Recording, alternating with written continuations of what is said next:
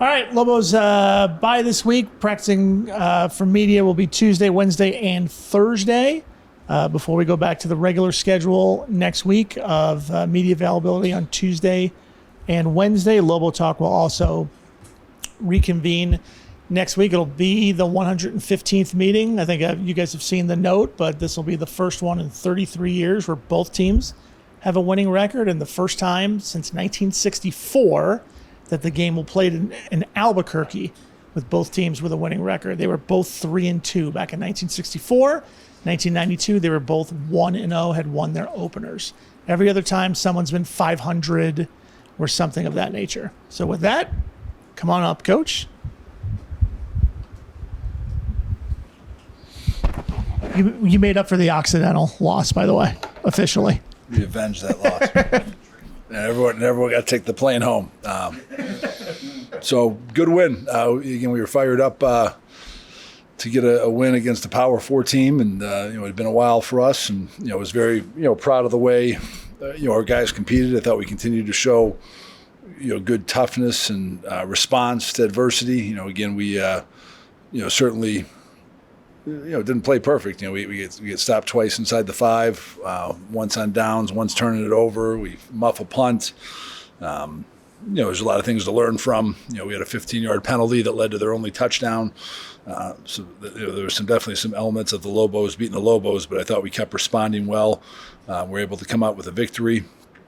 Very happy with just how we played at the line of scrimmage against a Power 4 opponent after not playing quite as well at the line of scrimmage against Michigan. And this week really want to focus on improvement more than anything. We're really not setting our sights on New Mexico State too much. We'll do a little bit, maybe 20 minutes on Thursday just to get them introduced. But this week just want to focus on getting better fundamentally and better as a team. You talked a little bit after the game about the benefit of kind of having a bye week after a big win to kind of let things fall back down to earth a little bit. How have you kind of handled that aspect with the team to this point? Well, we talked to them how we got to practice well. I think even after that Michigan game where we didn't win, but everyone was telling us how great we were. That Tuesday we didn't practice great. Then I think we've come back and practiced well since then. But I think it's important this week that we practice well for improvement for how good we can get. But obviously it's we have a little bit more of a cushion before our next game, which is nice. But I felt the same way I did after the game. We're gonna play. I don't think that UCLA team would win the Mountain West this year. We're gonna play a lot of better teams than them down the stretch, so we better keep getting better. For you in particular, I don't know if it's when you're going on the bus to LAX and you're looking at your phone, or it's the next day and all that. I mean, what kind of outpouring of text messages and calls? How many did you kind of get, and what was it like for you? I just got finished up today, clearing them up. It was, at one point I think I had 300 unread text messages. So definitely a lot of people were excited and congratulating us, and I'm happy for that. I'm sure our players and assistant coaches had a lot of the same. Coach, the dust had barely settled from that game before your name starts popping up in the Athletic for a potential replacement at UCLA. What's your reaction to that? I'm just focused on this. I think it's a positive because if we were 0-3, my name would not be popping up in that. So you want to do well so that stuff happens. But I'm focused on this season. Not talking to anybody. I have an agent who would do that, but I'm very happy here and not looking at all to leave. Garnet Stokes announced she's stepping down at the end of the school year. I know you just got here, but I'm sure you've developed a relationship with her. What's your reaction to her stepping down? I was a little bummed. I hope me and Fern didn't run her off with us. But she's been a great president, been very supportive. So bummed to hear that. I just heard that just now from Frank walking up here. So sad to see her go. But obviously she's done a lot for this university and should get to enjoy retirement. So hopefully we get somebody who's really good and very pro athletics in there for that spot. And then schematically, you ran a 305-pound offensive lineman at slot receiver to put him in motion to go crush some linebackers. Where'd that play come from? And is that something fans can get used to? Yeah, I just credit Coach Slice to great creativity of trying to use the pieces we have, and Jamar has done a good job. He's not quite one of our best 5-0 linemen, but he's certainly a guy who I think will be at some point, whether it's next year or whenever. So we want to keep getting him involved and using him as a weapon. And I thought he played very well. I think he had one one may be busting the game. He actually busted on the touchdown pass to Jordan Mappa and went the wrong way, but we still got it in there. But he's playing physical, he's playing hard, and I think just good use of our personnel. Going back to all the positive attention you guys received after the win, is there one that sticks out to you or like, wow, this is really cool, or this is crazy, I can't believe this person reached out, or this person saying this about our team? Not really. I appreciate the the well wishes, but I got kind of a long view look at this year. Our goal certainly wasn't just to win 2 games or anything, so we got to keep getting better, and I think probably more so at the end of the year be able to look back and hopefully we can say this season was a resounding success. We're off to a good start. So you guys were, a little banged up even going into that game. So just talk about the health of your team right now and how beneficial it is to have the bye to get those guys back healthy. I think it's a good time to have the bye. I think that's going to help a guy like Scott Trey, who couldn't finish the game with a sprained ankle. I think he'll have a heck of a chance of being back for New Mexico State. Just some other guys who didn't play last week. It helps them get back. We're expecting Keegan Johnson to be back. So I think it's a good time bye, and I really do like how our schedule breaks up. We have 3 games bye week, 6 games bye week, 3 games. I think that time's up pretty good. And you said you plan to use the bye week to kind of focus on the Lobos more so than anything else. Is there one area like we need to get better in this area this week? Really I kind of challenged each of our position coaches to focus on 2 or 3 things specifically that they wanted to get better at, and we're going to have 6 about 6 periods of individual practice today to really work on those things. I think things that really come to mind is we got to keep throwing the ball better. So we got to keep working on our passing game, and then we're going to work a lot on catching punts this week because that was a big issue last week, special teams wise. And then I'd say defensively, we got to continue to create more turnovers and continue to get off blocks better. Again, UCLA didn't challenge us as much with perimeter screens like Idaho State did, but I think that Idaho State film will be a blueprint for some other teams we play down the road. And so we got to make sure we're getting off blocks in the perimeter. Not that they really matter because things obviously worked out and all that, and I think it was for you probably more of a flow of the game decision. But out of curiosity, what were the analytics grades you did get on those 4th and shorts? No, they were all positive. I mean, the analytics is pretty heavy on going for it on 4th and 1s. Now, obviously, we were 50% in the game. I think the average in Division I FBS football last year was like over 70. It was about 72%. Plus, there's the added benefit when you get stopped, you give them such bad field position. Both those times we turned it over inside the 5, they didn't get any points out of those subsequent series that way. And you look at like the one right before half, they drove down pretty far. I think they got to about the plus 45, and that was a drive starting, about the 4-yard line, 3-yard line. Say we had kicked a field goal and then kicked off and kicked the touchback and they got it for the 25, they probably got back in field goal range in that drive. So, it might have been a wash either way. So, both the way I look at it, we had 4 fourth and shorts in the game. We went for all 4. If we would have kicked 4 field goals, now that's saying you make them all, which isn't a guarantee. That's 12 points. We went for it on 2 of them and scored touchdowns on 2 of them. It's funny how the ones that we fumbled on, everyone says we go. No one has corrected me and said the touchdown we threw to Jordan Mappa, we should have kicked the field goal there on 4th down. But really, they're kind of the exact same situations. But we're going to be aggressive in those situations. I believe it's tough to beat good teams kicking field goals, and I also trust our defense that they'll bail us out of those situations. So all those again would be goes again. I didn't have any regrets on those. This is Rob Ash's company, right? Yep, CIA Analytics. How do you?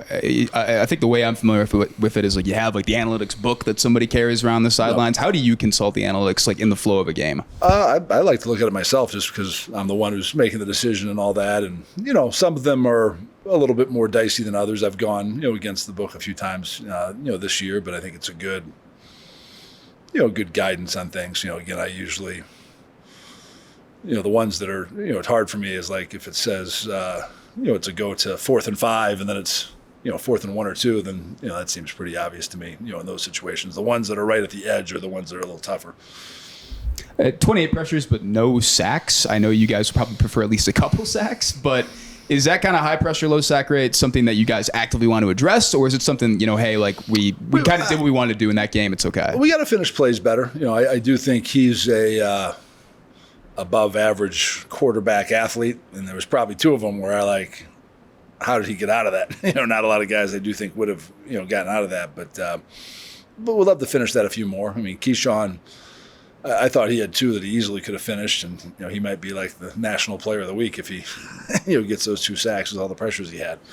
He was still our Hammer Award winner. I thought he played very well and had an impact on the game. So you can certainly impact the game without pressures, but hopefully we can get home more in the coming weeks. But I do think we've gotten pretty good pressure the past 2 weeks. Ironically, we had 2 sacks against Michigan, but I think we've probably gotten more pressure the last 2 weeks, even though it hasn't led to sacks. Coach, the point could be made that if you run gimmick plays right off the bat, it's an indication that maybe you feel like you're overmatched physically against another team. But after those first 2 plays, it seemed like you could line up just as much as they could at any position at any time. When did you feel like you were at the very least they're equal in that game? Probably our first touchdown drive, because we ran it down the field, right away. And I wouldn't, we just like running trick plays because they're kind of fun, So I wouldn't look into those as we're overmatched or undermatched. I mean, we're going to run those all the time. I do think it was pretty aggressive coming out the first 2 plays and doing that, but I think that also, the thing I like about it, I think it sends a message to your team that we ain't coming in here scared. We're coming in here to attack. We're going to be aggressive. We had not been great on our opening drives. So, I thought it was good to we still didn't score, but at least we got a first down on the first opening drive. I think we did go on 3 and outs against Michigan and Idaho State. So that was, gave us a little spark to get started. Then you have people helping you out with analytics. You have your trick play handbook. Your social media game is on point so far. Does anyone direct you with social media, or like when you're on the plane and you have your phone and you're making your own video? Who does all that?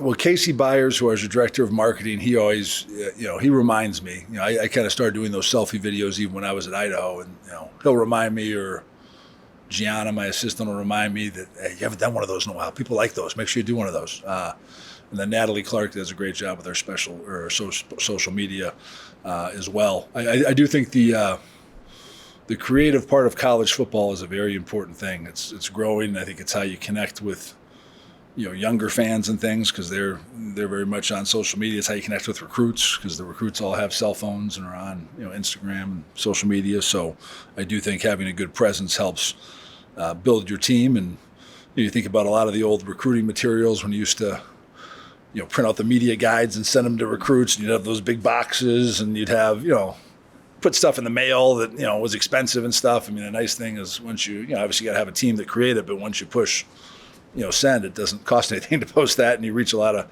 fans and media, and you help tell your story, which I know is something that Fern wants to do to keep generating interest in this program. So I think that's very important to our success and our future and continued success.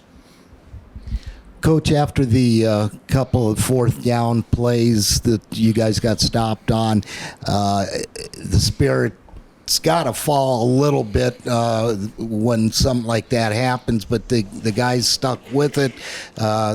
Penalties still were non-existent nearly. What does that say about the character of this bunch? Well, I thought the defense did a pretty darn good job responding after those series, especially the one in the second half. In the second half when we fumbled it going in, defense got a 3 and out. John Johnson makes a great play on first down, and they try to throw a screen on 3rd down, incomplete. So I thought it was awesome. Then we just, that would have been the benefit of going forward and getting stopped, because if we can catch the punt, we'll have the ball at like the 39-yard line going in. We had great field position. Penalties, I still think we can clean up. I thought we had some costly penalties in the game. Certainly the 15-yarders on their only touchdown drive for a roughing the passer, and then we had a 3rd and 1 that goes to a 3rd and 6 because we have a false start, and then we really get stopped short on 4th down, but then they grab our guy's face mask. So it really wasn't what we did. It was really their mistake more than anything that bailed us out. So I think there's still some things we got to learn from in the game, but I do think we're a tough-minded, disciplined team that is going to fight and respond well to adversity, and I think that's going to help us going forward.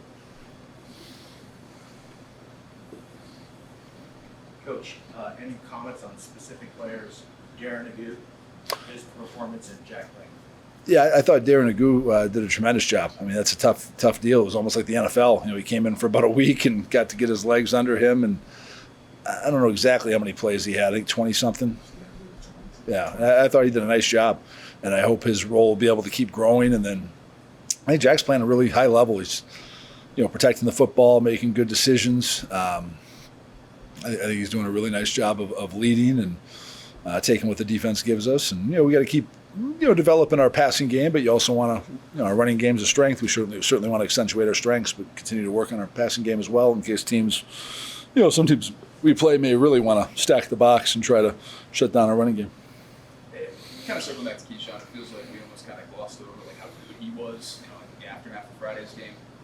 On top of the week that he had too, what did his week kind of look like in terms of going out and obviously his daughter and then come back? Yeah, he missed Wednesday practice. He called me Wednesday morning and said, "Hey, I think my girl's water broke. We're going to the hospital." And I remember those times being when you're a first-time father where you're not totally sure how this works. Is this real or not? And so I was, we'll see, because it's be a false alarm. But no, they went into labor and had the baby, and then he got back for practice Thursday. So maybe he had fresh legs from not practicing Wednesday, but he got back Thursday, Friday. And, I thought there was definitely, I think he played harder than he did against Idaho State, had definitely a raise in that. And, I thought he was a little bit more sound with his assignments, and I think it showed up with him playing really well and having his best game so far this year. But he's a weapon. I mean, I knew he was a weapon. I think he's a power 4 caliber player, and has proven that over time. You did talk a little bit about the Idaho State game after, how you wanted to kind of look at the tape and kind of see the effort level across the board and all that. Did you feel like across the board there was a much better effort level against UCLA? I did. I thought we played harder. I thought we certainly played harder.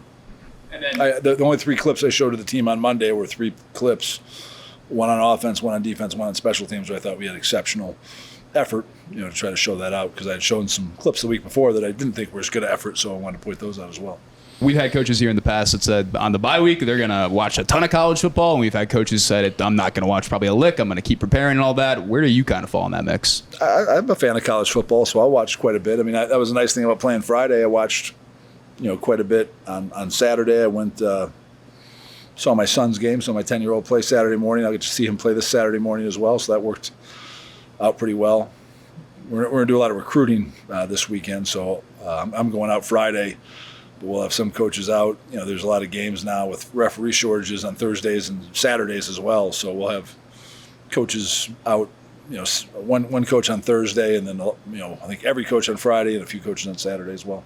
From a recruiting perspective, I mean, I imagine you'll see it more this week and this weekend too, but have you seen kind of a sign of like hey, like this UCLA game is really resonating with the recruits and all that? Oh, no question. No, we've seen it already, like a recruit who told us this summer no, like calling us back, and he committed somewhere else and say, hey, would you still be interested in things? And it was a position where we were still in need, so we said, yeah, we'd still be interested in this. So no question. I think that just gives a little evidence. When we had all those recruits in, we had never coached a game here or played a game here with our staff, so I think this adds a little bit of not just our vision of what we're selling, but we're seeing some results on the path of our vision. Jackson, obviously Gravitas. Mountain West Defensive Player of the Week. I mean, what did you think of his performance, and how does that kind of like resonate for you as like a proud dad and all that? I was proud of him. I thought he played well. I told him, though, I said our staff is tough, because he didn't win the hammer. Keyshawn won that, and then Tavian Combs got the interception, so he was our defensive player of the game. So he's the Mountain West player of the game, but he was no higher than 3rd in our rankings. But I think he's played well this year. I think he's played really well. I think he played really well against Idaho State. I think he played well against Michigan. I think Idaho State might have been his best game, but he's playing well, and proud of him. Hell of a nomination. Great nomination by them. Ironically, I thought this is a side note. 2013, I worked for Aaron Keene at Minnesota State Mankato. We had a great year. We were 11-1. We got upset in the first round of the playoffs. But I was looking at that Mountain West site. His daughter is a soccer player at Wyoming, and she was the freshman of the year at Mountain West. So that was kind of neat. I sent him that. I sent a picture of Jackson and his daughter Addison. Kind of a neat little thing that we worked together 12 years ago, and now both of our kids are Mountain West Players of the Week the same week. Pretty awesome. So you spoke We're on proud your dads.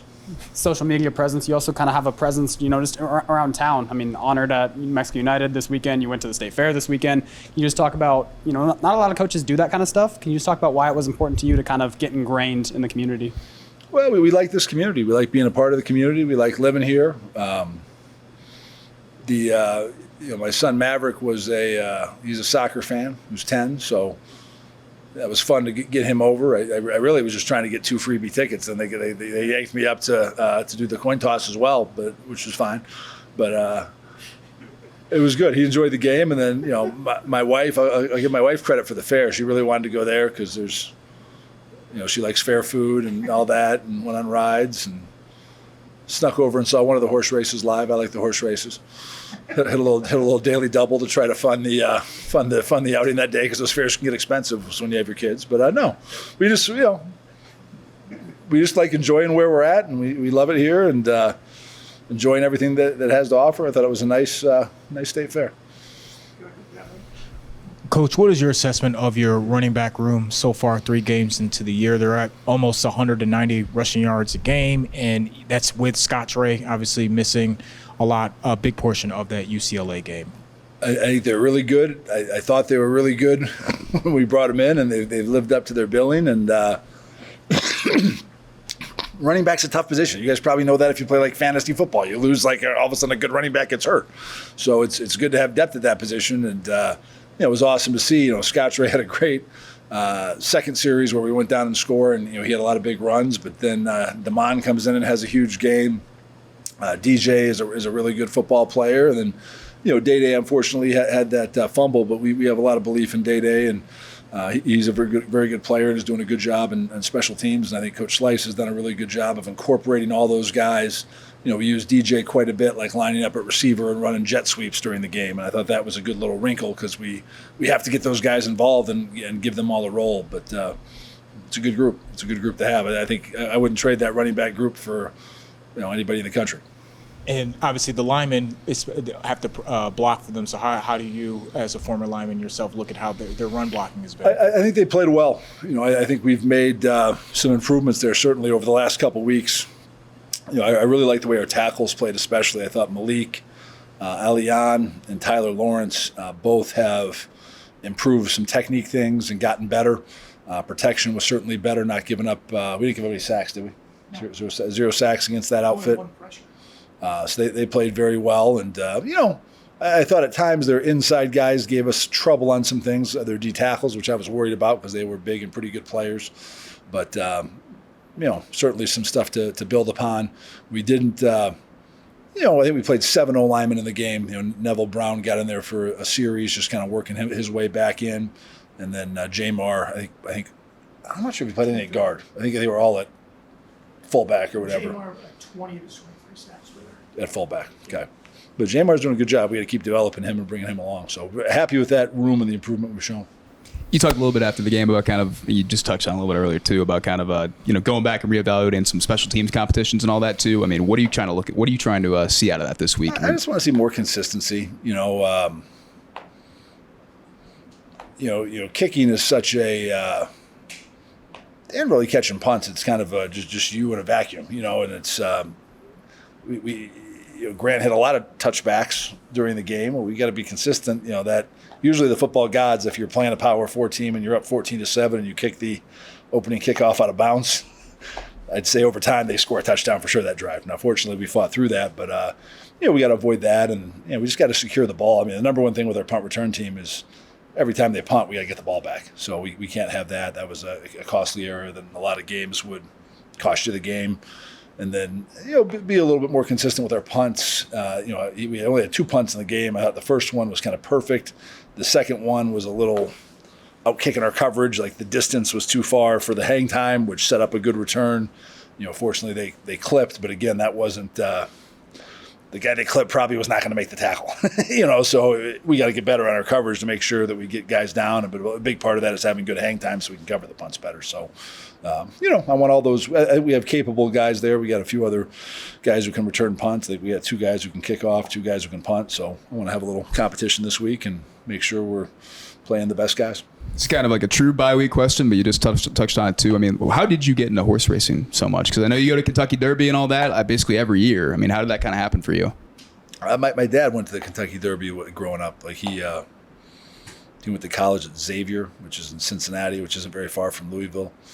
I think he had a family friend who was from Louisville there from college, so he started going back like when he was a college student at Xavier in May, and then took me growing up and just enjoyed it ever since.